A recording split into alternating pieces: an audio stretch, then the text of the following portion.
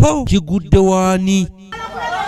muzikiti ogenderayo bwerere mbuhaji. Wabaluseewo olutalo wakati w'abooluganda lwa Namukadde Faraska Namando w'emyaka 11 n'omugagga Haji Muhammad Katimbo abadde bazze ku ofiisi y'omubaka w'omukulembeze w'eggwanga ow'omukono okubatabaganya n'okumanya nannyini ttaka omutuufu nga lino liweza yiika 2 n'omusobyo erisangibwa e Chungu mu disitulikiti ey'e Mukono.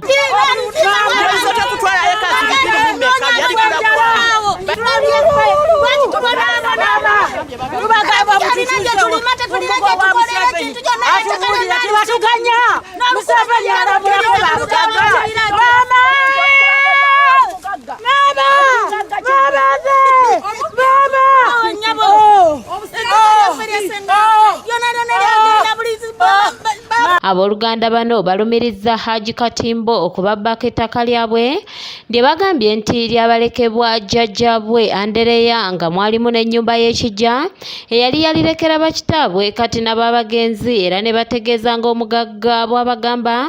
nti ettaka yaligula ku Christopher Musuubire mu mwaka gwa 1995 omuntu gwe batamanyi yadde okubeera ku kyalo kino. Ebyapa yabyokera mu nnyumba eyaliko kwaliko n'essabo n'abyokeramu n'agamba mu President Museveni ye yamuwaawo naye ffe tubimanyako mu President wantu wali wa President Museveni kuba waffe. Tusaba President Museveni otuyambe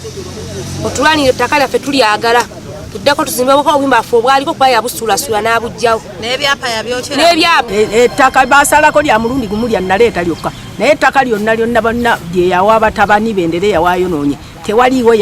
yasalako ttaka lye. Bano era bamulumiriza okukozesa olukujjukujju okuzza amannya g'ekyapa ky'ettaka lino mu mannya ge nga kwogase n'okwekwasa omukulembeze w'eggwanga nga bw'amanyi ku nsonga z'ettaka lino nti lirye. Ekyapa n'ebirala byonna yabyokera mu nnyumba yaffe ey'ebyekinnansi n'abyokya.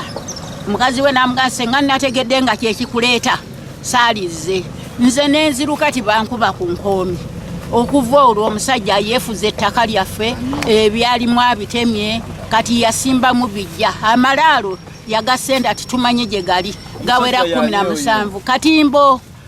meneja w'ekikuubo ebiki byasenda ebisenda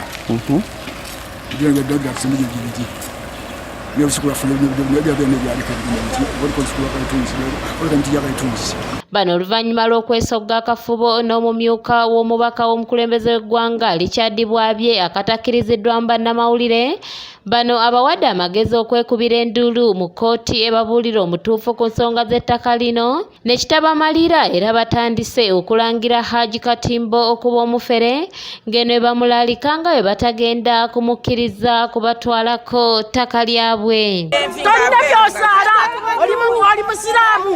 ne muzikiti ogenderayo bwerere tuwe ettaka lyaffe oli musiraamu mu muzikiti ogenderayo bwerere mbuhaji emeka wano nayo ki oli musiraamu naye osaalira kubijja byani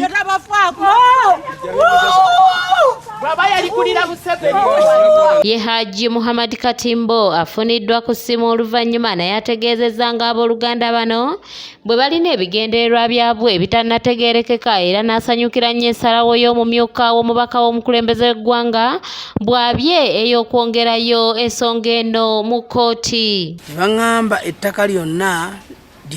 eryali eryabwe Haji yali ewandiisaako Haji Muhammad Katimbo naye mutuuze wange yali ewandiisaako batutwale eri Museveni awo obuyinza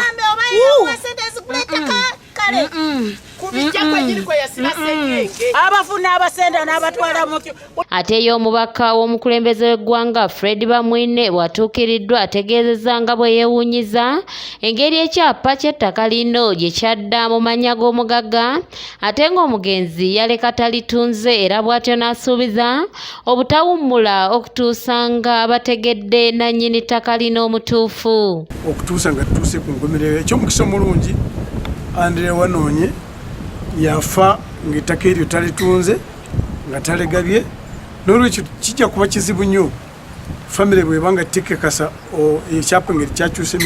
okuva mu manya gayo wanoonye ogenda mu manya ga Katimbo. Patirisi Kyewalabye yakusakidde eggulire lino ku lwa ABS Television.